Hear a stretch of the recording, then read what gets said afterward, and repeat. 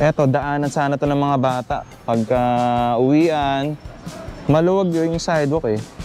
Eto yung hagdan dito. Makipot.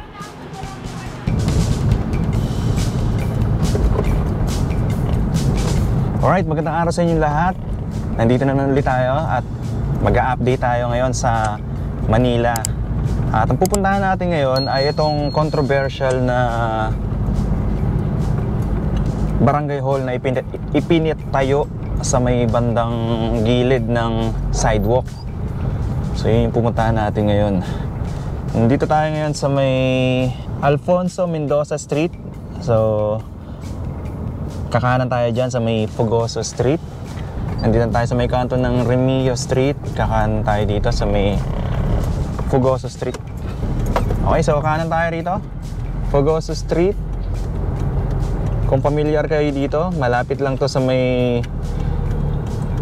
yung ano dito, yung detention facility dito sa may kaliwa,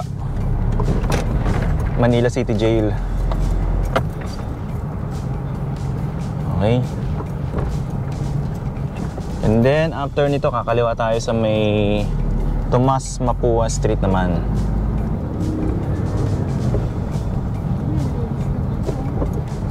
Itong top? Oo. Oo nga, no? Maganda yung mamaya, daan tayo dyan. Oo.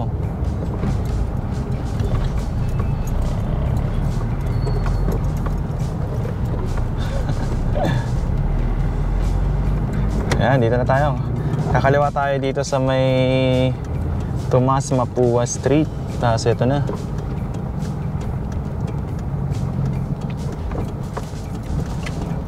Ito ay ano pala to? One way.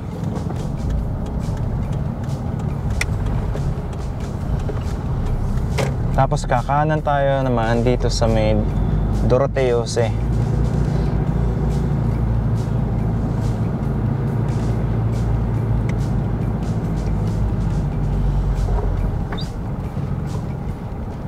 Parang luminis siya, no? Malinis talaga. Oo, unlike nung parang nadaan tayo dito. Oo. May naglilinis na. May may nakita akong kariton, tapos may wala. Talaga? So may yung mga sweepers. Oo. Wala yan sila dati.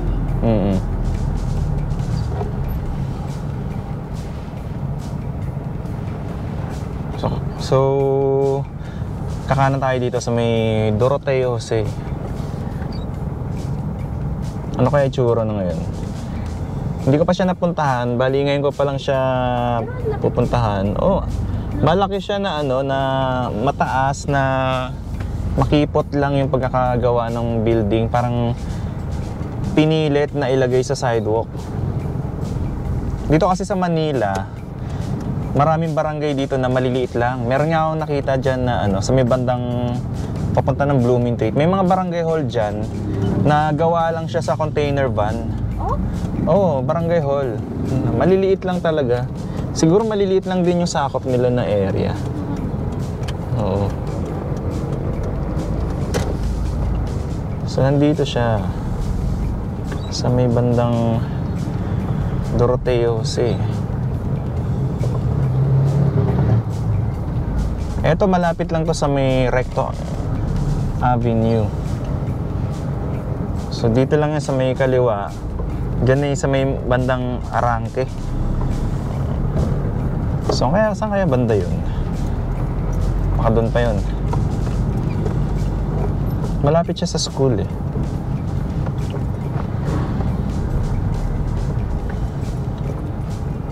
Dito ba? Ito! Ito, nandito sa kanan. Oo nga, ito nga kanto ng Alonso Street, tsaka Doroteo Jose. Ang dami pa palang gagawin. Oo. Hindi ba one way to? Parang hindi naman, Ewan ko, tanong mo. Parang hindi naman.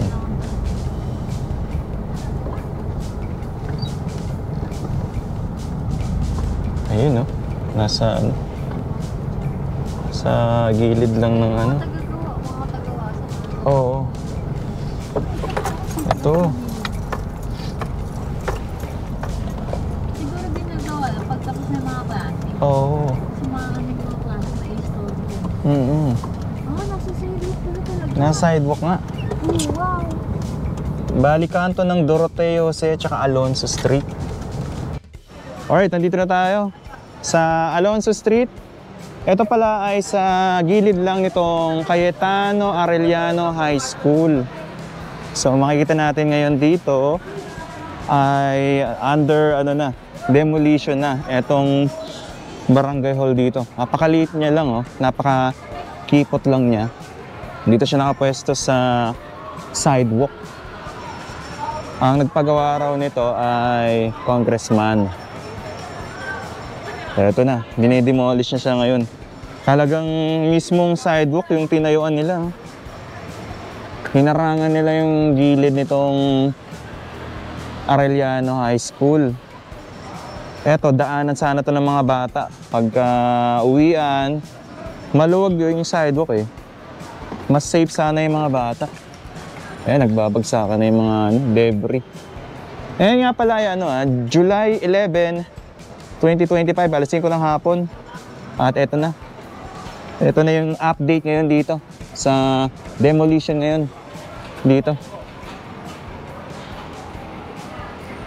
Sa Alonso Street, kanto ng Doroteo Jose. Ito yung sa may gilid ng Doroteo Jose and T. Alonso Street. Bali, nasa corner siya.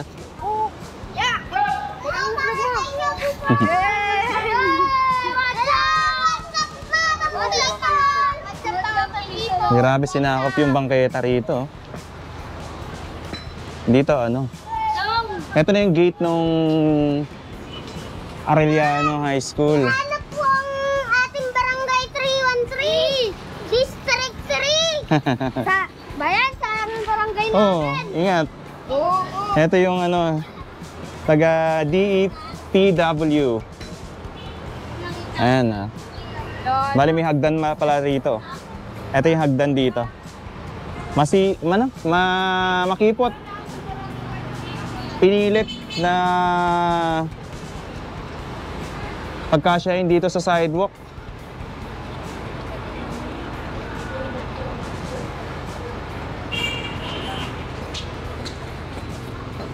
Bali, dito yung papunta na dyan sa Recto Avenue.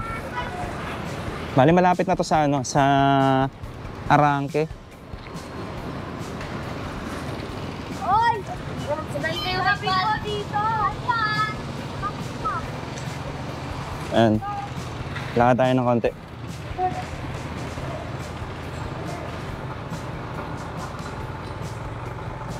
Ito yung truck na mangongolekta ng mga debris.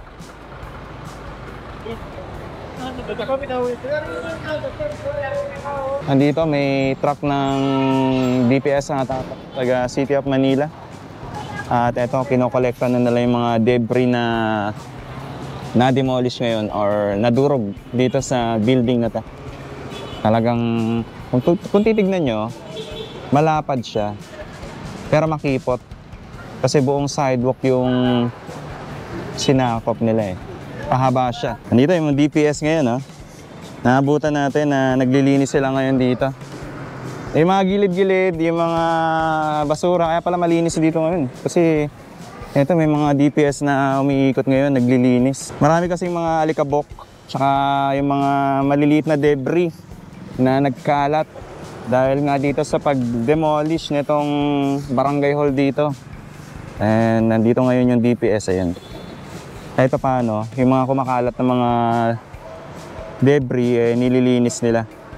Alright, hanggang dito na lang ang simpleng update natin dito sa may T. Alonso Street, kanto ng Doroteo Jose, dito sa may barangay 313. Maraming salamat sa pagsama sa akin sa simpleng update natin dito sa dinedemolish na barangay hall.